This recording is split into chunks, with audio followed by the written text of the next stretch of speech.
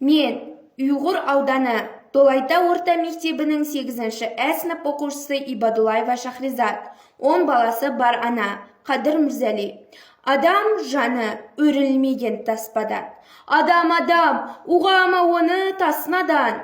10 баласы бар ананы бүгінде. 10 есеге сыйлау керек басқадан. Қызыл шақа сәби үшін егесте, көрместі де көрдіңіз ау көбесте. Бір 10 жылға қартайтқан мен әрқайсы 10 жылдан жасартты да емес пе. Білмесек те дүниенің қысымын, шотқа қағып табысы мен түсімін. Жаялықтан қашқан жандар бір кезде жүр қазірде ермек қылып мысығын.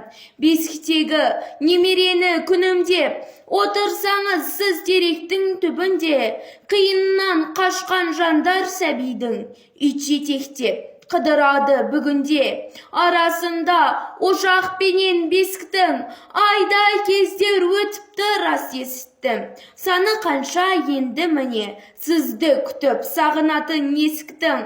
Болашақты білмейді екен еш біліп, бар ғұмырын өткізем деп қош қылып.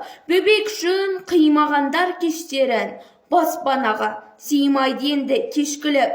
Жортқан менен қалмайды ғой ұсқымда, жүрмеген соң ұлың мұнда, қыз мұнда.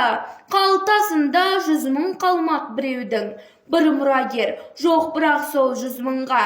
Бесік жыры ашады адам мінезін, бесік жыры ең сүйікті әуезім.